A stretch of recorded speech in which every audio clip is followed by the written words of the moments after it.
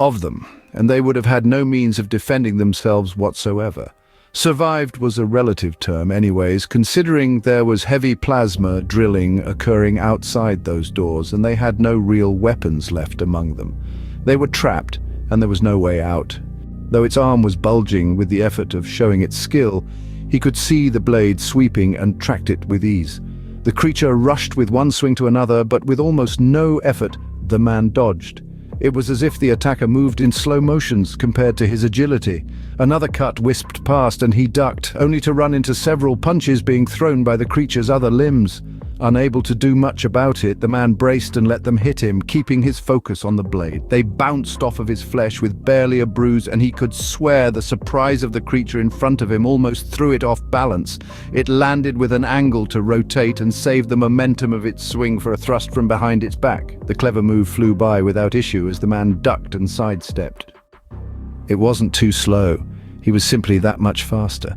As the onslaught continued, the dodging and weaving became easier, as the movements of his strange foe slowly molded from something unfamiliar into a regular pattern of increasingly desperate attempts. The alien before him was beginning to strain, and the perfect form it had moments ago was no longer as precise or even aimed at anything in particular. The foaming saliva at its mouth was gone, and a look of rising panic greeted the human. It knew, like any creature that killed another to survive, when death was staring it in the face.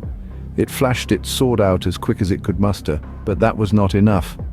Unlike the creature before him, the man wore a smile. Another spinning back thrust, but this time the man had seen it coming.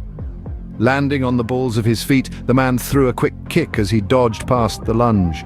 Though he had not put as much force into it as he thought it required, the roundhouse kick caught the creature's chest with an accurate and fluid motion, and then continued to travel for quite a ways further.